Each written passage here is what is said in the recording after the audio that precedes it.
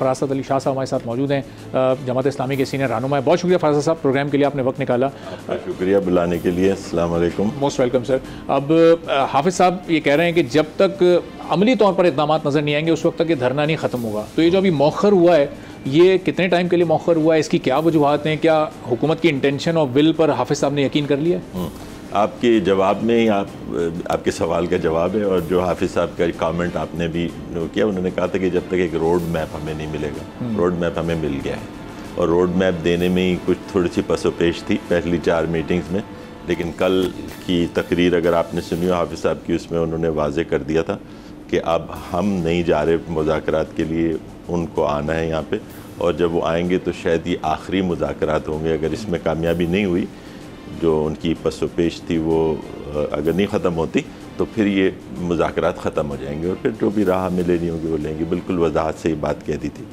और जब हमारे मुज़ाकरात वहाँ पे शुरू हुए, पीछे कंटेनर में ही वो तशरीफ़ लाए इंटीरियर मिनिस्टर और अता तारड़ साहब दोनों, तो बात शुरू हुई, और ज़ाहिर है कि उनकी एक पोजीशन थी। फिर आहिस्ते आहिस्ते वो चीज़ें कुछ रिजॉल्व होती चली गई। ग्रेट रोड मैप, एक टाइम लाइन, और हर एक चीज़ की there is no open ended thing, ठीक है ना। हर एक को बाउंड किया हुआ है। उसकी जो TORs हैं हर एक के सेपरेटली, वो सारे उसके अंदर लिखे हैं। बहुत डिटेल है, मैं सारी डिटेल अब आपको दे नहीं सकता, शायद आपको अभी तक इसकी कॉपी मिल गई हो या नहीं। तो उसमें बहुत ज़्यादा डिटेल था। हमने उसको वी मेड श्योर कि कोई चीज़ ऐसी रह ना जाए, और उन्होंने बिल्कुल हर चीज़ को कंफर्म करके अपने दीगर लोगों के साथ जिनसे भी उन्होंने कंसल्टेशन करनी थी, फ्रॉम देयर, वहीं बैठे बैठे उस करने के बाद 2-2.5 घंटे की इस मीटिंग के अंदर वो सब कुछ तय हुआ। और तय होने के बाद फिर उसका ऐलान उन्होंने वहाँ पे किया। उसका ऐलान करने के बाद हाफिज़ साहब ने फिर भी ये बात वेरी क्लियरली कह दी कि ये जो चीज़ें तय हुई हैं, इसकी हिफाजत हम अपने धरनों और अपने जलसों से और अपने दीगर जो प्रोग्राम हैं उससे हम करते रहेंगे। और वो टाइम लाइन जो इतनी बड़ी नहीं है, मतलब most of the things have to be completed within a month.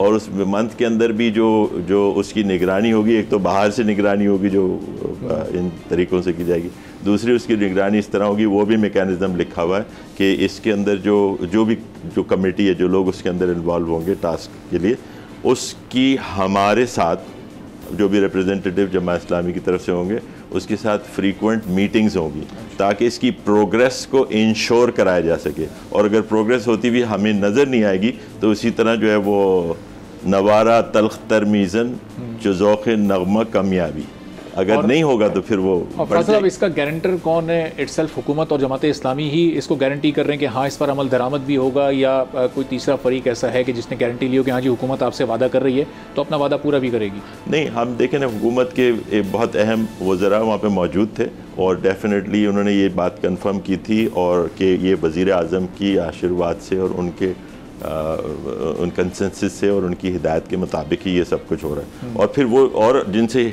हिदायत लेना चाहते हैं और जिनसे वो मशवरा करना चाहते हैं उन्होंने किया। सवाल इसलिए उभर रहा है कि जब तक तारिक फजल चौधरी साहब अता तारड़ साहब के साथ आ रहे थे उस वक्त तक के मामला नहीं बन पा रहे थे। कल मोहसिन नकवी साहब आए और उनके ज़ाहिर बड़ी उनके बारे में बातें की जाती हैं कि जी उनको 2-3 मिनिस्ट्रीज़ भी दी हुई हैं, फिर वो सेनेटर भी हैं, फिर वो PCB के चेयरमैन भी हैं, तो एक बड़ा ख़ास अंदाज से उनको उन पर एक करम है, एक वज़न है उनका। ये बात ठीक है, ये हर एक परसेप्शन गलत नहीं है। और ये लेकिन वो इससे पहली मीटिंग में भी मौजूद थे, सिर्फ इसमें नहीं, इससे पहले वाली मीटिंग में भी मौजूद थे, फुली मौजूद थे वो, और उन्होंने काफ़ी कोशिश की थी, लेकिन उस वक्त तक चीज़ें क्लियर नहीं हुई थी।